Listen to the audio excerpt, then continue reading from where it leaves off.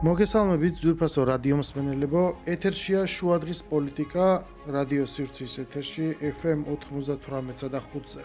ჩვენ მაუწყებლობთ გაზაფხულის ქუჩის სტუდიიდან და ჩვენი გადაცემის მეორე სეზონი მოგეხსენებათ ეძღვნება მე-11 მოწვევის პარლამენტის საქმიანობას და მიმდინარე პროცესებს სწორედ ამ კანონშემოქმედებითი ორგანოს საქმიანობის ჭრილში ვაშუქებთ. მე გურამ ნიკოლაშვილი ვარ, ამ გადაცემის წამყვანი, ჩვენი სტუმარი კი დღეს იქნება პოლიტოლოგი დავით ზარდიაშვილი, რომელთან ერთადაც ვილაპარაკებთ ქვეყნის გარეთ თუ შიგნით მიმდინარე და განვითარებულ პროცესებზე. პირველ რიგში გადაცემა ცხადია მინდა დავიწყო განსაკუთრებული მიღწევით, რომელიც უკავშირდება ფეხბურთს და ჩემი საყვარელი თემაა, რომ საერთოდ ის თანამედროვე ფეხბურთი როგორადაც ჩამოყალიბდა იგივენაირი არის თითქმის თავის ფორმატით დღეს თანამედროვე პოლიტიკა.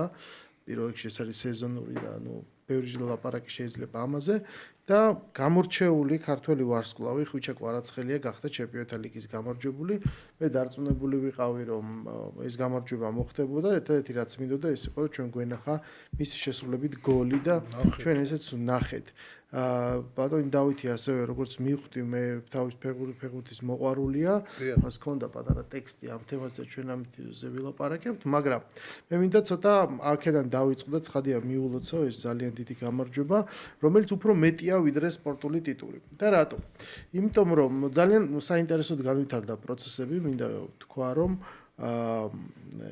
შემოტრიალება ძალიან ესე ვთქვათ, გავს ხვიჩა კვარაცხელიას ბედისწერა, შეიძლება ისე თქვას, საქართველოს ბოლო პერიოდის ერთგვარ შემოbrunებას, ხო?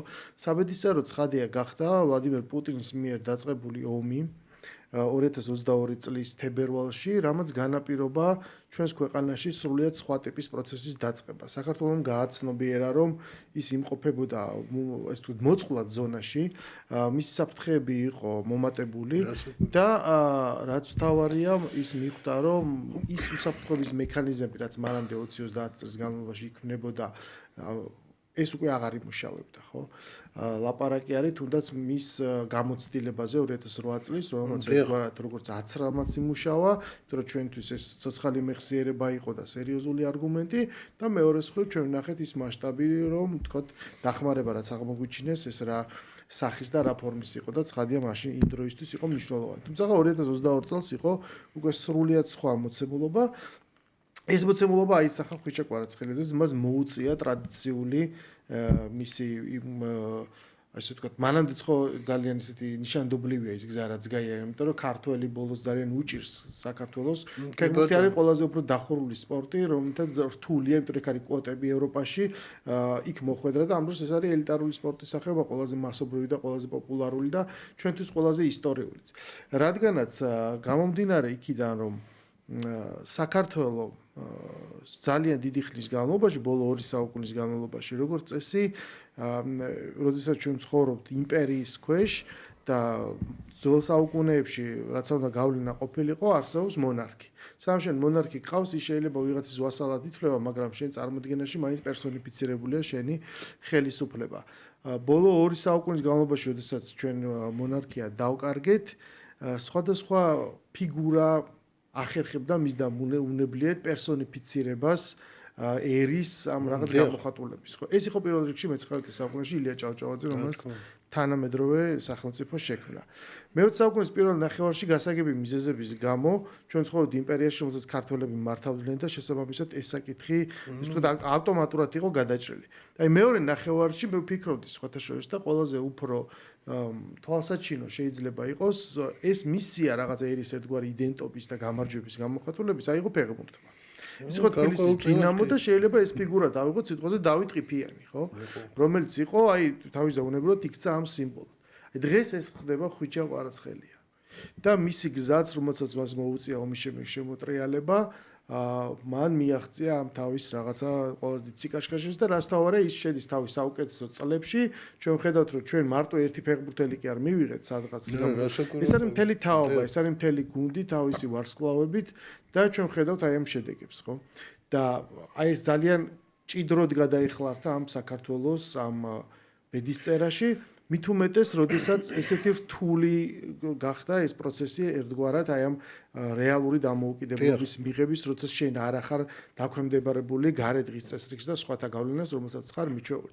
ანუ ეს პარალელი მინდოდა პირველ რიგში, რომ გამეულო და მეთქვა და კიდე ამაზე ბევრი შეიძლება ლაპარაკი, მაგრამ რომ გადმოგცეთ სიტყვა, თქვენ დღეს როგორ შეაფასებდით, სად იმყოფება საქართველოს, მინდა ასევე ბოლოს დავძინო, რომ გაზაფხული დასრულდა, ჩვენ ვчебით გაზაფხულის ქუჩაზე, მაგრამ გაზაფხული როგორც სეზონი დამთავრდა, როცა დაანონსებული იყო რაღაცა ქვეყანაში, ესე ერთგვარი რევანშისტური პროცესები, დაიწყო ზაფხული.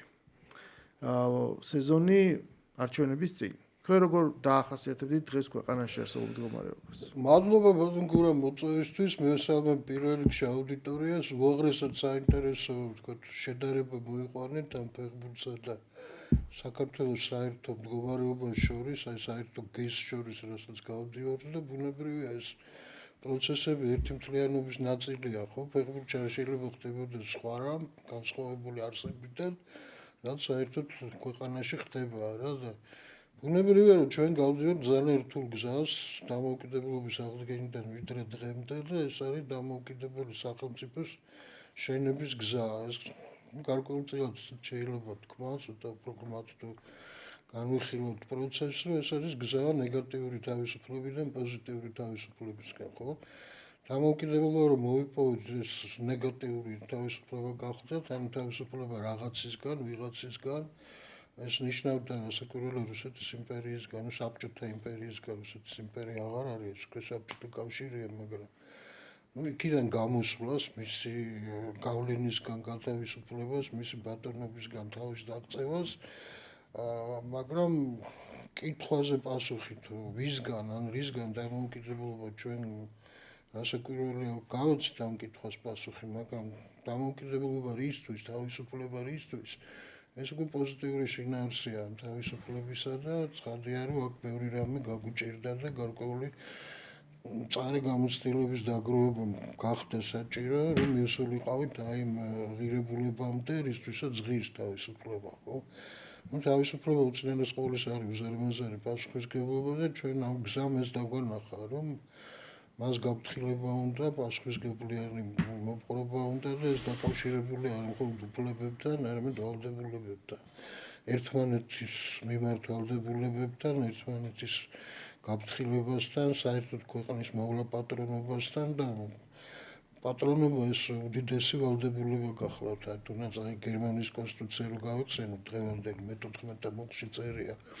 რომ საკუთრება ავალდებულებს, ესე იგი, შენ რომ რამეს ფლობ და საკუთარ ახლა ქვეყნის პატრონი რო ხარ, ხო, ზოგადად რო წარმოვიდგინოთ, რასაკვირველია ეს არის უზარმაზარი პასუხისმგებლობა და ვალდებულება. ამ პროცესში ვართ, ამისი გაცნობიერება ხდება, ჩვენ გადავდივართ, ასე ვთქვათ, იმ ეტაპზე თვითგამორკვევისა, როცა უკვე შევიმეცნებთ საკუთარ სუბიექტობას, როგორც პასუხისმგებლიანი, პოზიტიურად მომართული ასე კი გარკვეული შედეგების და გარკვეული კეთილდღეობის იქნება ეს უსაფრთხოების იქნება ფეხბურთში გამარჯვებების თუ ასე შემდეგ გარკვეული მიზანმიმართულობის და ბუნებრივია უწინარეს ყოვლისა ჩვენი ღირებულებებისკენ ორიენტირებას და აი თავისუფლება ამისთვის. თავისუფლება თუნდაც იმისთვის რომ აი რაც ხვიჩამ გააკეთა თუნდაც როცა ჩემპიონთა ლიგის ფინალში პირველი ქართული გოლი გაიტანა და ამხელა წარმატება მოიპოვა არა მარტო თავისთვის, არამედ ჩვენი ქვეყნისთვის. ზოგადად ეს შეიძლება თქვა ახლა. ეცე ცოტა იმაში რომ რაღაც სიღრმეში რომ წავიდე, ესეთი მოცემულობა რომ ეს დღესაც დამოკიდებულება არის აქტუალური, იმიტომ რომ მე მაგალითად აი ძალიან ინტენსიურად ვადევნებ თვალყურს იმ რაღაც ტექსტებს, სადაც გამოსჭვივის აი ეს პარადიგმა, რომ როდესაც ჩვენ ლაპარაკობთ ერზე, მის თავისუფლებასა და დამოუკიდებლობაზე, მნიშვნელოვანია და მის თვითგამორკვევაზე, ხო? მნიშვნელოვანია მას კონდეს თავის იდენტობის ისეთი მდგენელები თუ მარკერები, რომელიც აი თქვენი თქმის არ იყოს პოზიტიური, ანუ ვინ ვარ მე? ამას სცემდეს პასუხს. ნაცვლად იმისა, რომ სცემდეს პასუხს, ვინ არ ვარ მე, ანუ რასთან მიმართებაში იზომება ერის თვითყოფადობა, ხო? ჩვენ შემთხვევაში, როდესაც ჩვენ ლაპარაკობთ, რომ უხსოვარი დროიდან ამ ტერიტორიაზე ჩვენ ყოველთვის სახლობდით და ეთნოგენეზისი აქ შედგა. როდესაც ჩვენ ვლაპარაკობთ, რომ იმ პერიოდებისთვის დამახასიათებელი, მაგრამ მაინც 3000 წლოვანი სახელმწიფოებრიობაზეა ლაპარაკი, ჩვენ პირველ რიგში განვისაზღვრებით ჩვენ ისტორიასთან და წარსულთან მიმართებაში, საიდან მოვდივართ, დღეს ვინ ვართ, რა უნდა შევინარჩუნოთ და როგორ დავიცვათ ეს იმ თანამედროვე მსოფლიოში, როგორც იცვლება. ამის ნაცვლად ჩვენ ხედავთ საპირისპირო აზროვნებას, როდესაც ლაპარაკია, რომ იცით რა არის, ამოსავალი წერტილი უნდა იყოს მარტივი რამ, რომ დღეს ჩვენ გვყავს მტერი და იმდენად, ანუ უნდა გავაკეთოთ ის, რაც ამ მტერს არ გაუხარდება. ანუ ეს საერთოდ სიხარულის და ემოციის გენელი რო შემოდის, ეს კიდე საინტერესო მომენტია საერთოდ აი პოლიტიკის დაგეგმვაში და ქვეყნის მართვაში, ეს ემოციებით გადაწყვეტილების მიღება, ხო, არ ვიცი ეს და თანასწორად დასავლეთის სახელით, ანუ დასავლეთი არის აბსოლუტურად საპირისპირო სრულიად შიშველი რაციონალობა და ამის ნაცვლად ჩვენ გვეუბნებიან, რომ რა გვიხარია თუ არ გვიხარია, სად არის მორალური სიმართლე, ისტორია, რომელიც სწორედ ისტორია გვასწავლის, რომ გამარჯვებულები წერენ, ამ დროს გვეუბნებიან, რომ არსებობს ისტორიის სწორი და არასწორი მხარე, ხო? ანუ ეს ერთგვარი მომავალი გადმოტანილი აწმყოში და აი ამ პერსპექტივით შეხედვა, როგორც წარსულზე, ასევე მომავალზე. ანუ ეს მომენტი უჭირთ ამისა გაგება და ხედავენ, რომ იცით რა არის, თუ კი ამოსავალი წერტილი არის ეს, რომ შენ რუსეთთან მიმართებაში აპოზიცია გიჭირავს. ანუ ქართული იდენტობა მხოლოდ ანუ თავარი საკითხი ამოსავალი ხდება ეს. და ფეხბურთის მაგალითი იმიტოა კარგი, რომ ფეხბურთი რას გვაჩვენებს ჩვენ. ანუ ფეხბურთი არ არის ის სხვადასხვა სპორტში იყო მცდელობა ამის დაკისრების, რომ იცი მაგალითად რაგბიზე იყო, რომ შენ თავარია მოუგო რუსეთს. შენ თავარია დაამარცხო რუსეთი. შენ თავარია შენ ფეხბურთელი არ წავიდეს რუსეთში. ანუ ხო არ შეიძლება რომ ფეხბურთის ან ნებისმიერი სპორტის სახეობა ამითი განისაზღვრებოდეს, ხო? დიახ, გასაგებია. ანუ აქედან გამომდინარე, იმიტომაც არის ხუჩა ყარაცხელი ამის მაგალითი, რომ ის პირველ რიგში ის თამაშობდა რუსეთში, იქიდან წამოვიდა, მაგრამ ის რო ცხოვრებამ ეს შეცვალა და მას მოუწია ის გადავიდა აბსოლუტურად პოზიტიურ დღის წესრიგზე, ხო? რუსეთში ადამიანი მიდის გაჭირვების გამო. იმიტომ რომ ეს არის ეს გეოპოლიტიკური არეული, იმიტომ რომ სხვაგან არის კვოტები, სხვაგან არის წასვლა ძნელი, ის ასტარტო პირობა და მოცემულობა არ აქვს, რასაც ჩვენ ვცვლით და მან ეს გაარღვია, თან გაარღვია თავისი ურთულესი სახელითა და გვარით და ყველას პირიქით თავს მოახვია ეს წესი, მან არ შეიცვალა ეს სახელი და გვარი და არ გაამარტივა, ხო? მან მოახვია ყველას ეს წესი, რომ აი ეს არის ქართველი და ის თამაშობს საქართველოსთვის. ის თამაშობს იმისთვის, რომ მან მოიგოს და აი ამ დგენელებზე მაღლავია. ჩემი აზრით სწორედ აი ესეთი საფეხურით მაღლავიდა დღეს საქართველოს, როდესაც ის იცავს იმ თავის და არის ჯერ კიდევ ძიებაში, მე ვიტყოდი, იმ თავისი იდენტობის. ოღონდ გადავიდა მეორე კითხვაზე, ეს არის შემდეგი, რომ ეს მხოლოდ ქვეყნის შიგნით მიმდინარე პროცესი ეს ერთია და ჩვენ ვხედავთ, რომ ეს 2022-დანვე დაიწყო, ხო, ეს რაღაც ერთგვარი ბზარი აი ამ ტრადიციულ პოზიციასა და დღევანდელობას. რაც შეეხება გარეშე ფაქტორებს. ჩვენ ხედავთ, რომ სოფლიოშიც ვითარება არის შეცვლილი, ხო? და საერთოდ სხვა მდგომარეობა არის. სოფლიოს დღეს უჭირს აღიარება და გაფორმება აი მულტიპოლარული სამყაროსი.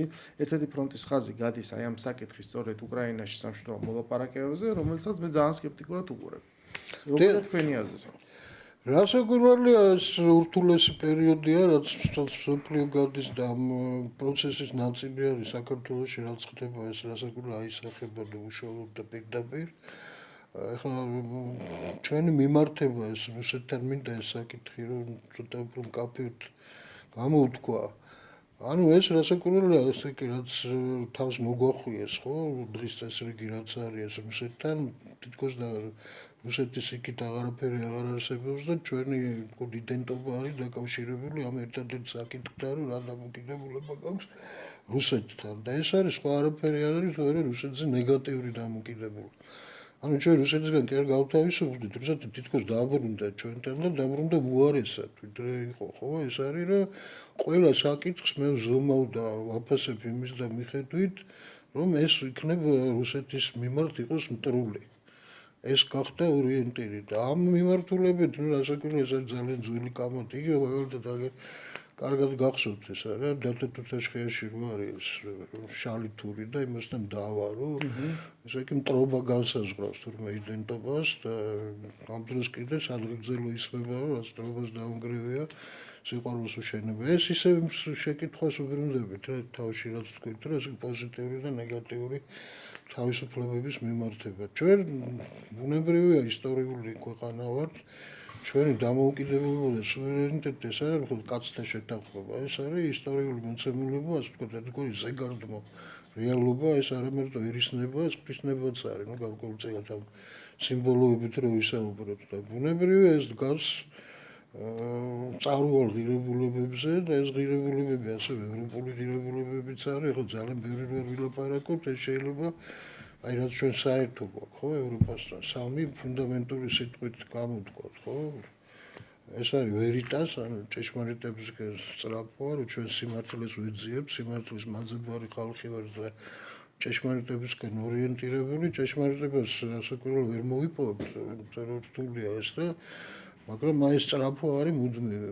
მეორე ეს რაც თავარი არის ჩვენთვის ეს არის იუსტიცია, ანუ სამართლიანობა და სიმართლე ასევე, ქართულად ამას ჯული ერქვა.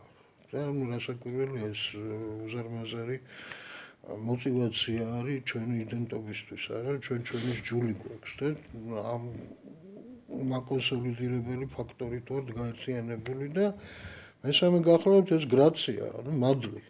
ანუ ის რომ ეს მარტო ჯულით ადამიანი ვერ გადარჩება, თუ არ აქვს ეს ესე იგი მადლის მიმართ დამოკიდებულება და ეს არის რაც გვაერთიანებს. სოფლიოში ახლა რაც ხდება, ესე იგი ეს არის ეპოქალური ცვლილებები. ბუნებრივია თითქოს და ეს ღირებულებები ირყევა, მაგრამ ეს მარადის ხდებოდა, ყოველთვის ხდებოდა ამ კრიზისების დროს.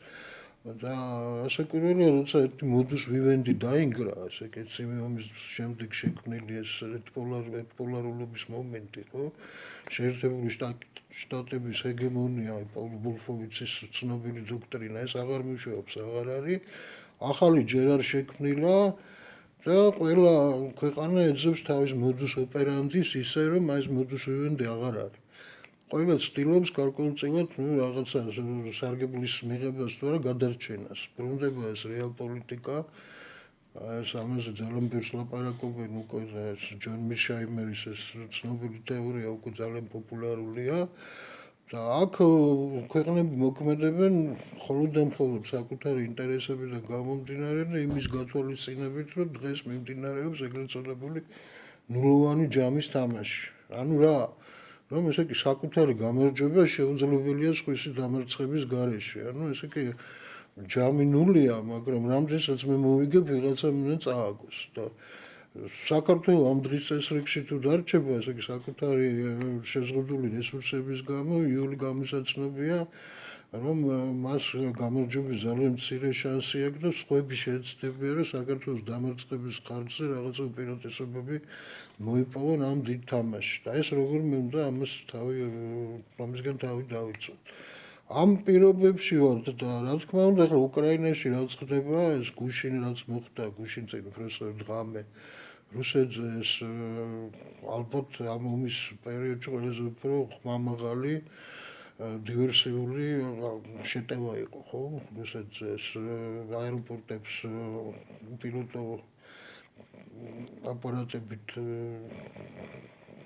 მიიტანეს იერიში და პლუს კიდე ეს დივერსიული აქტები რკინიგზაზე, არა, ამას რა ხმა უნდა ხმამაღალი ძალიან დიდი ხმაური მოყვა და ეს ყველაფერი მიმართული არის ესკალაციისკენ. ბუნებრივია, დღეს თითქოს სტამბოლში მოლაპარაკებები უნდა შედგეს, უაღრესად ცუდი ფონია ამისთვის შექმნილი, ყველა ელოდება რუსეთისგან ასე ვთქვათ, საპასუხო ჩვეულ რეაქციას, ასე ვთქვათ, დათული ხასიათი, რაც აქვს რუსეთს იმის კიდე ერთხელ გამოვლენას და ეს ყველაფერი ქმნის ძალიან ცუდ ფონს მშვიდობის ყოფილი ძალისხმევისაკენ, არა, პირველ რიგში ეს რასაკვირველ პრობლემებს შეექმნის თვითონ ამერიკის შეერთებული შტატების პრეზიდენტს, იმიტომ რაც მეტი ხმაური იქნება ესკალაციისკენ მიმართული, მას უფრო და უფრო გაუჭირდება თავისი საკუთარი შიდა ოპოზიციის შეკავება ამ ნეოკონსერვატორებისა, რომლებიც რესპუბლიკელებში საკმაოდ არიან. აქ არ არის მხოლოდ ღიად deep state-თან დაპირისპირება, არამედ ვთქვათ, იგივე მაგას ფრაქციის და ნეოკონების ფრაქციის შიდა დაპირისპირებაც არის. მაგრამ ვინმეს უნდა მშვიდობა?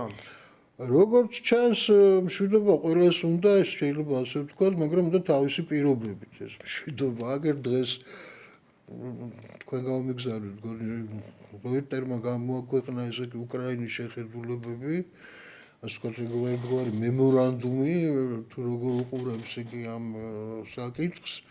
იქ არის პრაქტიკულად იგივე პირობები წამოყენებული, რაც თავის დროზე იყო იგივე აი ზელენსკის მიერ, როცა ის ლაპარაკობდა, ვთქვათ, სამშვიდობო ინიციატივებზე და პარტნიორებთან განიხილავდა აბსოლუტურად ფანტასტიკურ ძალიან რეალობისგან ძალიან დაშორებულ, ასე ვთქვათ, წინადადებებს, მათ შორის ისევ იტოვებდა უფლებას თითქოს უკრაინა გამხდარიყო ნატოს წევრი და ევროკავშირის წევრი.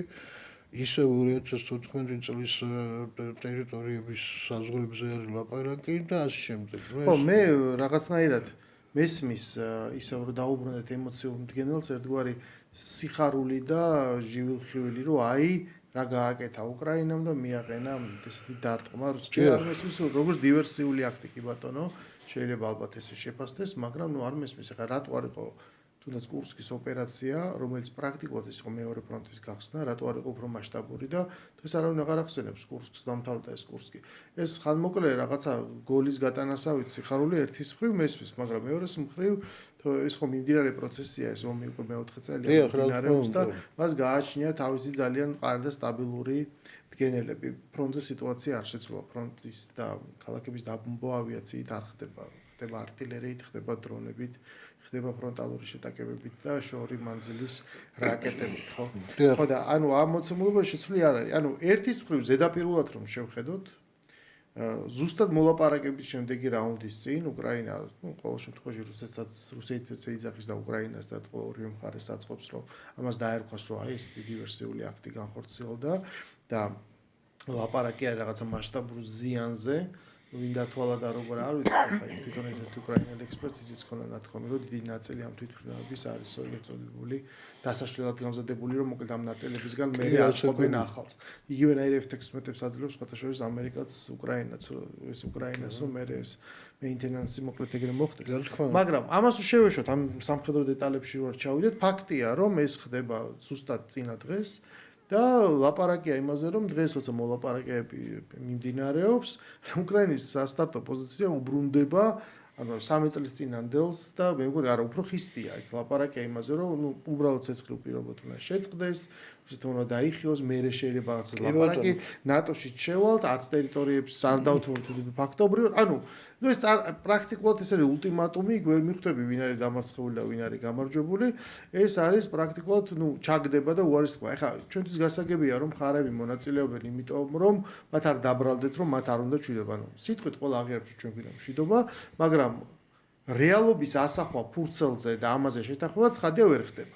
პირველ რიგში არ არის ევროპა დაინტერესებული ამ მშვიდობაში, იმიტომ რომ მათ უნდა გააფორმონ უკრაინის მარცხნივაც არ ჭირდებათ და შესაბამისად შემდეგ კითხვის ნიშნის ქვეშ დგება მათი თავდაცვის უნარიანობა, ხო?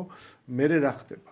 რაც ვინ ბზრუნავს უკრაინაზე, ვინ აშენებს უკრაინას და უამრავი მთელი რიგი საკითხები მიმდინარეობს, რაც ჩვენ გვაყოფებს კი კლავინდებურად აი ამ რაღაც გზაჯვარედინზე, ხო, ინტერესის. დიახ, ეს ოღონდ აი რომ გააგრძელოთ, ეს ხდება იმ ფონზე, როდესაც ჩვენ ხედავთ, მაგალითად, ანუ არჩევნების კასკადს, ჩვენ დემოკრატიასთან გვაქვს საქმე და არჩევნები თავდება, მოდი რომ დავანებოთ თავი, რომ იქ რუმინეთში რა მოხდა სასამართლოს მეშვეობით ჩარევა და შედეგის შეტრიალება, მოლდოვეთში რა მოხდა, როგორ ხედავ ჩვენ ოპოზიციური მათთვის არასასრული ძალების ერთგვარად გარეკვის თუ აკრძალვის ცდილობებს.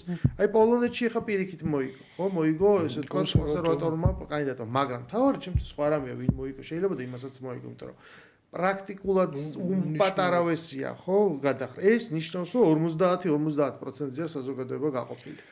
ანუ აი გაყოფილი საზოგადოების პირობებში, რომელიც პრაქტიკულად უკვე ყველა ქვეყანას ახასიათებს, სადაც დემოკრატიაზე გვაქვს ლაპარაკი და ეს ჩვენ შეგვეხება.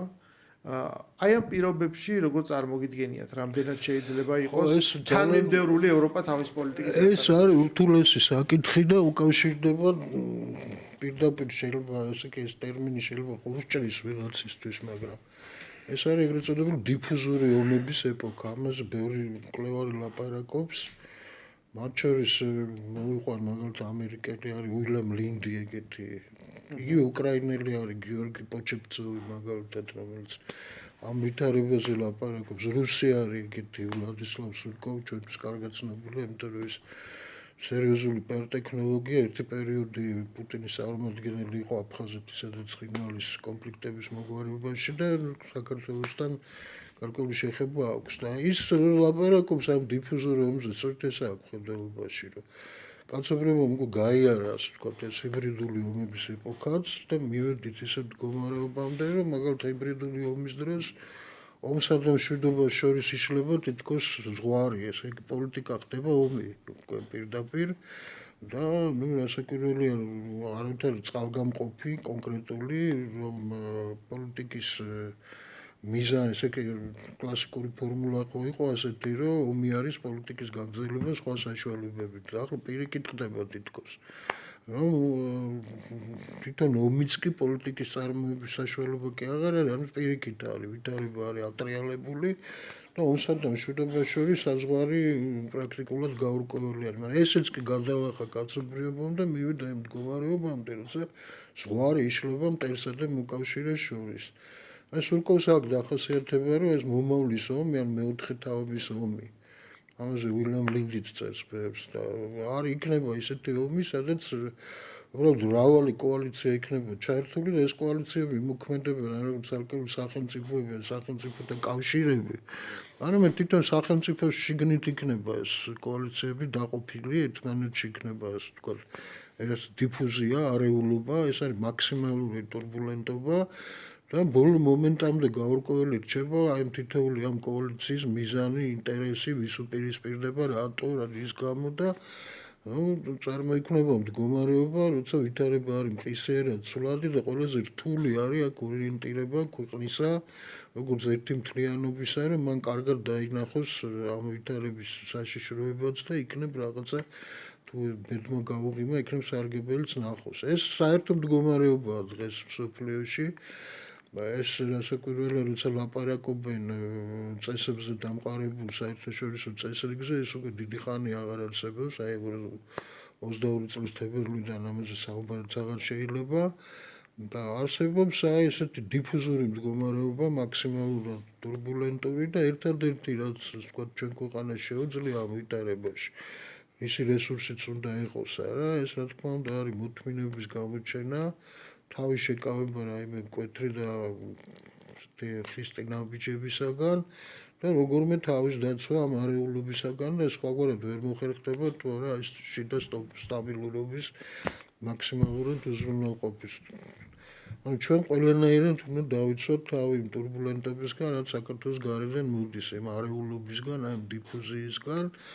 ვინაიდან ეს არსებითად სასიცოცხლო ეწინააღმდეგება ჩვენს არსებობას, ყოფიერებას, ყოფას და ბუნებრივია ეს შიდა და საგარეო ფაქტორები ამ თვალსაზრისით არის გადაჭრილი და იზოლირებულად განხილვა უკვე არც ამ კოალიციებისა, რაც რომელიმე კონკრეტულად ქვეყნის შიგნით არსებობს პოლიტიკური კოალიციებისა, ხო? ზოგადად რო ვთქვათ მემარჯვენეები, მემარცხენეები, კონსერვატორები, ლიბერალები და როგორც არის. უკვე ეს იზოლირებულად ამისი განხილვა არ შეიძლება, ამას ყველაფერს საერთაშორისო კონტექსტი აქვს, ისე როგორც პირიქით არა, ამ საერთაშორისო კონტექსტს ყოველ ქვეყანაში თავისი ეს ვთქვათ დასაყრდენი ყავს, ყველაფერი ერთმანეთში თითქოს არეულია და ნუ საბოლოო ჯამში ესე იგი ქვეყნის როგორც მთლიანობის შენარჩუნება არის უკიდურესად რთული ამოცანა და ეს რასაკვირველია ეს პრობლემა საქართველოს წინაშეც დგას ჩვენ ვიმყოფებით ვითარებაში როცა ეს ჯერჯერობით ესე იგი ხელისუფლება სიმტკიცეს და მიუხედავად მასზე ზეწოლისა მყარ პოზიციას ინარჩუნებს მაგრამ მიუხედავად ამისა თითქოს ორ ინტერსუბიექტურ რეალობაში გვიხდება ცხოვრება ერთი რეალობა არის რაც მართლა სინამდვილეა რაც არის შეგვიძლია ესეც ვთქვათ ჟულისმიერი რეალობა ანუ რასაც სამართალი სიმართლე და სამართლიანობა გარნახობს და ეს ძალიან მკაფიოდ ჩანს რას გარნახობს და მეორე მხარეს არის რეალობა რაც აი ამ რადიკალური ოპოზიციიდან მოდის არა რომელიც ბუნებრივია ქმნის აი სწორედ ამ არეულობას და ამ დიფუზიას და ძალიან აი წინა უცნაური რა იყო იცით რომ მე მესმის ისე ვიძახი რა გავიმეორებ რომ მესმის ერთგვარი რაღაცა სიხარული როცა პრაქტიკულად აქედან თვალს ადევნებდნენ როგორც ფეხბურთის მატჩს ამ ომს და თითოეული გატანილი გოლი იწვევს სიხარულის კი იმიტომ რომ იქ და ბანაკში არიან მაგრამ ანუ ნახეთ, უცნაური ის არის, რომ აი ამ ყიჟინაში გუში რაც გამოჩნდა, ეს არის მინავლებული, არსად გამქრალი, უბრალოდ ვეღარ გამოხატული ბოლო პერიოდის განმავლობაში ისევ არსებული რწმენა და იმედი იმისი, აი, როდესაც ჩვენ ვაკრიტიკებთ და ვიძახით, რომ ხალხო რეალობას შეხედეთ, ნუ ცხოვრობთ წარმოსახვით გარემოში, წმენა იმისი, რომ უკრაინა იგებს ომს. ნუ ხო ეს. ანუ და როგორც კი ეუბნები, რომ იცი რა ესე არ არის, პასუხად იმას კი არის, ისმენ ამტკიცებულებას შენ რუსეთის აგენტი. არა, რატო არ გიხარი? აი, რატო გიხარი? რატო ხარ რუსეთის მხარეს? რატო გიხარი? აი, ამას იღებ პასუხად, როდესაც უბრალოდ აღწერ სამყაროს, რომ მე ვარ პატარა, საერთოდ არავინ არ მეკითხება, მაგალითად ეს ყველაზე კარგად გამბუშტა, აი, ეხლა სადაც წინ უძღოდა ამას ნატოზე დებატს, ესეც ერთ-ერთი მდგენელი იყო სხვათა შორის ამ დივერსიის, იმიტომ რომ აქცენტი წავიდა იქ, რომ ამერიკამ თქვა, რომ არა, ჩვენ განვიხილავთ სერიოზულად რუსეთის წინადადებას, რომელმაც დააყენა პირობა, რომ ნატოში არ უნდა მოხდეს ქვეყნების მიღება, უკრაინა, საქართველო, მოლდოვა. ანუ ერთი ზარი არ დარეკილა, არავის არ უკითხავს საერთოდ შენთვის, რომ აი იცით რა, ეგეთ სიტუაციაა, თქვენ რას მეკითხები? საერთოდ, ანუ აი ამ ხელა ხარ შენ. და აი ამ გადასახედიდან, როდესაც უყურებ გლობალურად მიმდინარე პროცესს, შენ რატომღაც მიგაჩნია, რომ შენ გაქვს აქ რაღაცა თითქოს როლი ან წონა და შენ განადგურების გარდა რამე შეიძლება მიიღო. და აი აქ რა კი ესენი მაყურებლები არიან და არა მონაწილეები, დეუნები რომ იცი რა არის, ნახე განყენებული სურათი ესეთია. ეს მათ არ ჯერა და გუშინ გამოჩნდა, რომ მათ კვლავინდებურად, უბრალოდ ამას ბოლო პერიოდია ვერ იძახდნენ, მაგრამ ამისი კვლავინდებურად სჯერა. და არ არის რომ ეს შეიძლება გინდოდეს, შეიძლება გინდოდეს გუნდის გამარჯვება, მაგრამ როგორ უნდა 5-0-ზე როგორ უნდა გჯეროდეს, რომ ინტერი მოიგებს იმ თამაშს. გესმის და ანუ ხდები ინტერი. ეს ძალიან საინტერესოა, ძალიან სახასიათოა, იმიტომ რომ ხო არსებობს ცნობილი ვიდეო, რომ როდესაც ხვიჩას კარიერის დასაწყისში, როცა რუსეთიდან აპირებს წამოსვლას, მიდის ლაპარაკი, რომ არა კაცო, ეგ საიდან წამოვა, მაგასთან არ ელოდება, იქ არავინ მიიღებს, ყველაფერი ტყუილი, ეს ხდება 3 წლის წინ ზუსტად. ჩვენ ხედავთ აი 2022 წლის მარტიას ფოტოშოპის ეგვითი. ჩვენ ხედავთ აი ეს იყო ის შემოტრიალების წერტილი და თუ კი ხვიჩა კვარაცხელია გუშინ აქ წერტილი დასვა აი ამ იმაში, ამ ნაწილში აღმოჩნდა, რომ ეს წერტილი ჯერ კიდევ გრძელდება. ეხლა გადავიდეთ მთავარ საკითხზე ერთ-ერთზე რა. აქ რო გავაგრძელოთ, რომ ეს არის მახასიათებელი ქართული პოლიტიკის. მე აბსოლუტურად გეთანხმები, რომ ორ ამ სუბვერსიულ რეალობაში ვცხოვრობთ. რომელიც ერთი სინამდვილეა და მეორეს გამოგონებული, მაგრამ ეს გამოგონებული ხალხი რეალურად აქ ცხოვრობს მაღაზიაში დადის ტრანსპორტით სარგებლობს. რა თქმა უნდა. ანუ ეხლა ეს ხალხი არის სერიოზული დილემის წინაშე დამდგარი, იმიტომ რომ ხალხის გაზაფხულმა ჩაიარა და მოდის არაფერი არ მოხდა, ხო 31 მარტმა ჩაიარა, 9 აპრილმაც, 9 მაისმაც, 26 მაისმაც, ყველაფერი. და ეხლა დადგა რეალობაც არის ზაფხული და როდესაც უკვე უნდა ჩამოყალიბდე. და მე მიმაჩნია და თქვენ ფიქრობ დამეთანხმებით, რომ ეხლა მთავარი განსაზღვრელი როგორი იქნება ხვალინდელი საქართველოს ხვალინდელი დღე არის ეს არჩევნები, რომელიც არის ურის სარეიტინგო არჩევნები. ვინ არის ის პოლიტიკური ძალები, ვინც აპირებს ამ ქვეყნის პოლიტიკურ ცხოვრებაში მონაწილეობას მშვიდობიანი გზით და ვინ არიან ის ძალები, რომლებიც აგრძელებენ დესტრუქციას, რომელიც აბსოლუტურად იმპოტენტურია თან, ანუ შეტექს ვერ გასაგებია, კი ბატონო. როგორ ფიქრობთ, აბა თქვენ ეს ხალხი ამაში გახრჩია რა? ეს ძალიან ეს ზედაპირზე დევს და ძალიან მკაფიოდ ჩანს, რომ არავითარი რესურსი დღევანდელ რადიკალურ ოპოზიციას და სხვა ოპოზიცია არც არსებობს, ხო არც შეინიშნება. რადიკალური განწყობებია ეს ოპოზიციური განწყობები. არავითარი რესურსი არ აქვს, რომ აი გავლენა მოახდინონ, თქვათ, არჩევნებით პოლიტიკის წარმოებაზე, არა, საქართველოს, ვთქვათ, გადაწყვეტილებების მიღების პროცესზე, არა. მათ შეუძლიათ ერთადერთი რომ პრობლემები შეუქმნან ამ გადაწყვეტილებათა მიღების პროცესს იმ თვალსაზრისით, რომ ეს უკიდურესი ნეგაცია აწარმოონ. ანუ პოლიტიკური პროცესი გადაიყვანონ ნორმალურობის ფარგლებიდან და შექმნან რაღაც არეულობა, ეს მაქსიმალური არეულობა. მე ასეც გონია, რომ მათი პოლიტიკური მიზანი არც არის ხელისუფლებისთვის, ისინი აღარც იბრძვიან უკვე. მიზანი აქვს ერთადერთი. რომ ესე იგი აქ შეიქმნას მაქსიმალური არეულობა. და რა თქმა უნდა, ეს არის გარედან ნაკარნახევი მიზანი და ამაში იღებენ ისინი იმ რესურსს, რის ხარჯეს დღემდე აგრძელებენ თავენ ეგრეთ წოდებულ მოღვაწეობას. მე არ ამგონია, რომ ამ პოლიტიკური ძალებიდან ვინც დარჩება იგივე ორბიტაზე, ესე იგი გარედან იქნება მომართული ანუ იქნება გარე პატრონის ნების აღსრულებელი და მას საქართველოს პოლიტიკასთან რეალურად რაიმე არსებითი კავშირი და შეხება არ იქნება საგარეო ფაქტორებზე იქნება დამოკიდებული რომ ის მონაწილეობას აპირებდეს ამ ადგილობრივ არჩევნებში არ მგონია ეს მით უმეტეს კარგად თუ გადაწყვეტე რომ მიიღონ მონაწილეობა ერთადერთი მიზანი იქნება არა არჩევნების მოგება რაიმე შედეგის დადება არამედ ისევ არეულობის შექმნა დაახლოებით იგივე რამ რაც ამ საპარლამენტო არჩევნების დროს მოხდა ამჯერად უკვე გაყალბების მოტივი შეიძლება არა რაღაც სხვა ხო მაგრამ აი ეგ მაგას ვერ ხვდები რა სცენარია ჩვენ 10 წელი და კიდე მეტია უყურებთ ერთი და იგივე დამუშავებულ სცენარს ხო მიდიხარ არჩევნებზე ჯერ ასხივებ აბსოლუტურ დაბრუნებას აი ახლა მოიგე ეს მე იფანტება ეს ბოლივით და შემდეგ რა რჩება ხვდებით რომ არ გაყალბდა ეხლა თუ არჩევნებში არ მონაწილეობთ რა გაყავდა რაც არ მონაწილეობთ არა ხო და თუ თან არის კამპანია ბატონ დავითი არჩევნებში არ მიხვიდა არა აქ ესე კი რას ესე კი დესტრუქცია იმაშია რომ ეს კი არჩევნებს აზრი არ აქვს საქართველოში არჩევნებით არაფერი არ შეიცვლება და ეს ასეა რა თქმა უნდა იმიტომ თვითონაც რომ მიიღონ მონაწილეობა ნუ არჩევნებში რაიმე ესე იგი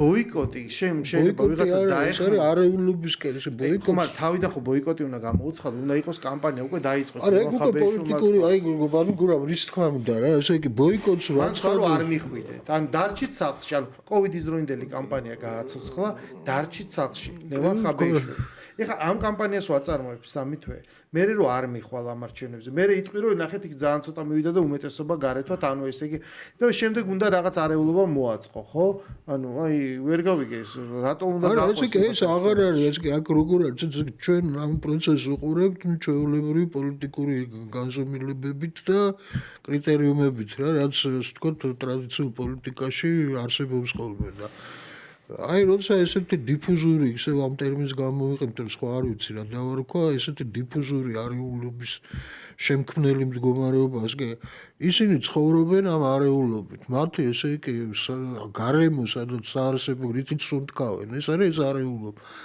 იყენებენ ყველაფერს რათა ეს არეულობა შეიქმნას ეხლა ნუ ის რომ თქვა არჩევნები გაყალბდა არეულობის შექმნის საბაბად და მიზეზად და სცენარად აღარ გამოდგება ხო დააბარასიზამი აი ეს რა ნუ ესე იგი ეს არჩევნები არ შედგა არ ეს ამას იტყვია რომ კი არ გაყალბდა ესეთ არ შედგა ეს ყველაფერი არ ყოფილა არცა შეოლა ყოფილა არცა ეს რაღაც ამაზე აგებენ ამ დესტრუქციას მე არ ვიცი კიდე რაღაცას მოიგონებენ სოთიშოვის ელიოზის მხატვრული სახე ძალიან ნიშანდობლია მე მოწოდეთ მიმაჩნია საქართველოს არის ეს ნატრისფრი არის კარმული ფილმი რაღაცნაირად დაახასიათა საქართველოს იმიტომ ყველანაირი პერსონაჟია წარმოქმნილი აბსოლუტურად ფსევდორევოლუციონერი რაღაცა რადიკალი ასე შემდეგ და ეს ელიოზობა არის ძალიან მნიშვნელოვანი მოლოდინი არ ხო რეალობას აპირისპიროთ აი ამის მოლოდინი რომ რაღაცა იქნება აი ხა მაგრამ საქმე რა შეიცით რომ აი რაც თავარი რაციონალობასთან არის კავშირი არა აქ ხა მე რო ის თქვა რომ რაც არ უნდა გარე მხარდაჭერა იყოს იქ რაღაცა მინიშნებითი მესიჯები გერმანიის ელჩის ბათუმში ვიზიტები ანუ ეგეთი რამე პრეცედენტი არსებობს რომ აი გარე მხარდაჭერის იმედი ხო აქვს და გამოდაეწყოს ეხა აი ხო აკრიტიკებენ ვიღაცა ტვიტერებზე წერენ რომ აი ჩვენ არ მოგწონს ფარას მიღებული კანონი მათ თქვა რომ იცი არჩევნების ჩატარებას აი ამ დემოკრატიულ ქვეყანაში რომელიც აღარ არის თუნდაც დემოკრატიული ესე იტყვის ვიღაცა ნორვეგიის საგარეო საქმეთა სამინისტრო რომ აზრი არ აქვს ანუ ეგეთი პრეცედენტი არ მომხდარა რომ ეხლა უკვე საკუთრივ არჩევნები და თვითონ გარედან მაგას არ იტყვია რომ არჩევნების ჩატარებას აზრი ხო ნუ აი მაშინ მე არ მესმის ეს იმედა აი ეს ამათ გააკეთებინებენ იმას მე არ გამევრიცხავ იმას რომ თქვა გარკვეული ქმედებები ფიზიკური ქმედებები დაიწყონ ამ არჩევნების შესაძლებლად მაგრამ იცით რა არის ხო მაგრამ პიკი ხო უკვე არის ანუ ჩვენ ფიზიკური ქმედებების ანუ ეს თქვა ქუჩის სცენარის მაქსიმუმი ჩვენ განვლ თვეებში ვიხილეთ შესაბამისად ამაზე მეც ვეღარ აკეთებ. ეხლა მე იარაღს თუ მოიტან უბრალოდ რუსთაველზე, თორე ანუ რაც შეიძლება ცეცხლსროლი იარაღის გარშემო ცეცხლის კი ისროლო. ხვდებით, ანუ ეს შეუძლებელია სხვა რამე მოხდეს, ხო? ეს არის ანუ ეს დარჩენილი, რაც ანუ ჩვენ 2003 წელს ჩავიდეთ რაღაც 92 წელს.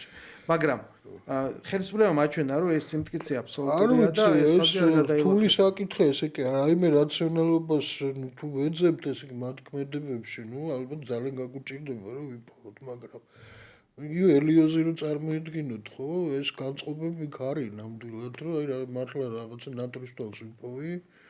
იგივე თქვა უკრაინის გამარჯვების რო ჯერად კიდე დაახლოებით არის ხო რაღაცა სასწაული მოხდება დასავლეთისგან რაღაცა იქნება ესეთი არ ვიცი და რასაკვირველია ეს რაციონალ ახსნას არ ექვემდებარება მე მით უფრო საშიშია თუმცა ადამიანი ჭვაზე არ არის ესე კი რაღაცა ვიდრე გუშინ ეს ჯერერთი აბსოლუტურად არაპროგნოზირებადია რას გააკეთებენ წარმოუდგენელი არ ვიცი და მეორეც კიდე საშიშია იქიდან გამომდინარე რომ